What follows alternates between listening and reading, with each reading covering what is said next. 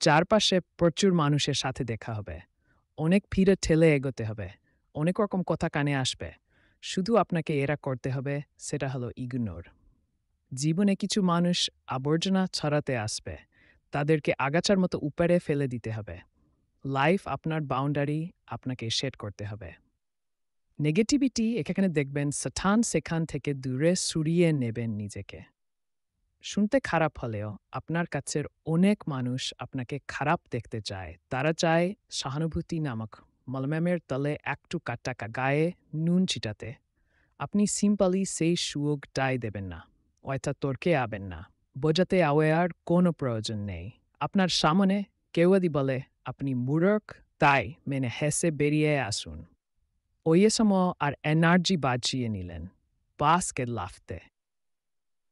হেয়া বলছে শুনে নিন, আর মুচ্ছেকি হেসে শিরদাওটা সোজা করে নিজের সিদ্ধান্ত নিজেই নিন। আর নিজের সিদ্ধান্ত নিজে নিতে পারে তারা আসলেই।